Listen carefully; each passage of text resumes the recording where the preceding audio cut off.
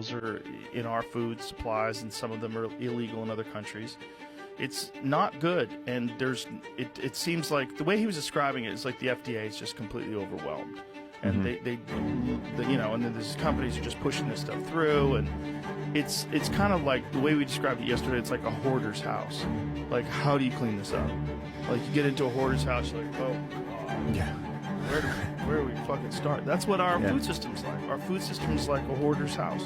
Well, I heard that guy, I don't remember his name, he's a venture capitalist. In the last week, you guys were talking about, he was saying that like when he travels abroad, he can eat whatever he wants, and then when he comes back to the U.S., he puts on weight.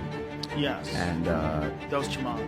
Yeah, that was a great one. He was incredibly intelligent, and I was looking up something else popped up where they were saying that the bread in like Subway sandwiches is considered cake in Europe because of the sugar content. Yeah, some countries consider it cake because it's mostly it's like it's fucking cake. It's not really.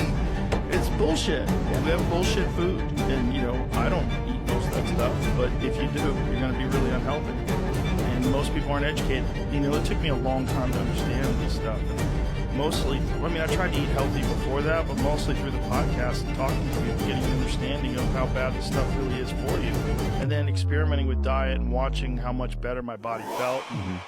And seeing my friends who don't do it, they just look like hell. And you're mostly carnivore now? Yeah. Mostly fruits and mostly meat and fruits. Yeah. I mean, I hardly eat any vegetables at all. But I don't avoid them. Yeah. Like if I go out to dinner and I want to have a Caesar salad or something, I'll eat it. It doesn't seem to bother me. But what does seem to bother me is pasta. Pasta and breads really hit home. They really recommend, but not in Europe.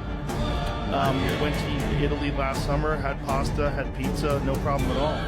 I don't understand why. There's a bunch of things that we do. Robert F. Kennedy Jr. explained a lot of it, so did Gary Brecka. He explained a lot of it.